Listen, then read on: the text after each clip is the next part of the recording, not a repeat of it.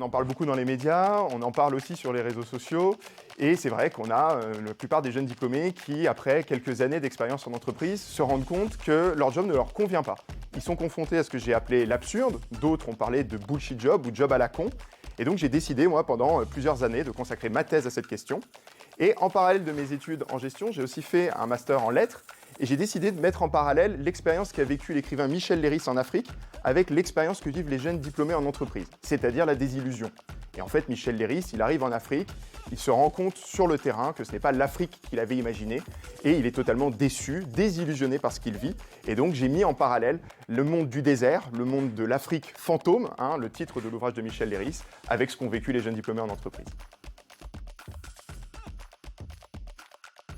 Alors j'ai distingué d'un grand côté en fait ce que j'appelle les fidèles, c'est-à-dire les personnes qui sont encore en poste et qui du coup restent dans leur position. Et puis on a à l'inverse des personnes qu'on appelle des déserteurs, c'est-à-dire des personnes qui ont quitté leur poste et qui donc ont quitté les grandes entreprises pour trouver autre chose. À l'intérieur des fidèles, j'ai distingué deux autres catégories, ce que j'ai appelé les Médiniens. Les Médiniens, ce sont les habitants de la Médina, c'est-à-dire une sorte de citadelle protégée du désert.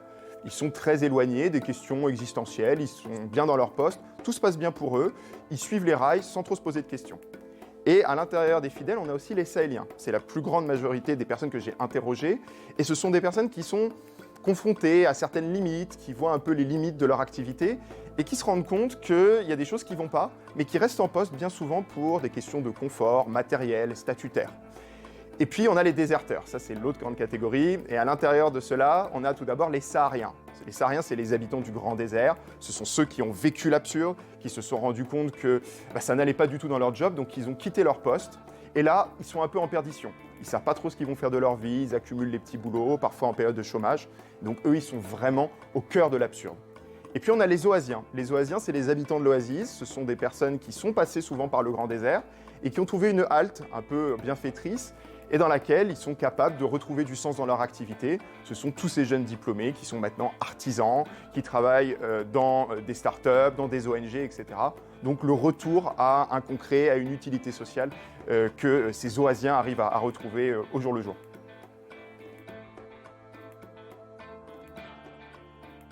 Alors, à l'issue de mes entretiens, j'ai pu identifier en fait 4 grandes attentes. Tout d'abord, la première, c'est la question de l'autonomie. Les jeunes diplômés souhaitent être un peu maîtres de leurs horaires, de leurs jours de vacances, de leur lieu de travail. Donc, ils souhaitent être autonomes et ne pas être dirigés par un manager un peu tatillon qui est toujours sur leur dos.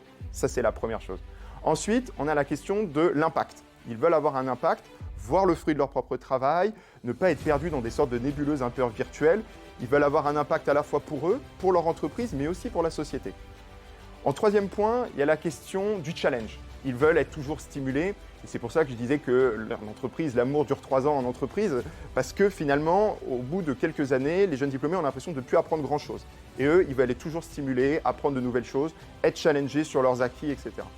Et le dernier point, c'est la question de l'équilibre entre vie privée et vie professionnelle, puisque les jeunes diplômés que j'ai interrogés ne veulent pas se tuer à la tâche. Ils ont envie quand même de pouvoir garder du temps pour leurs loisirs, pour leur famille et leurs amis.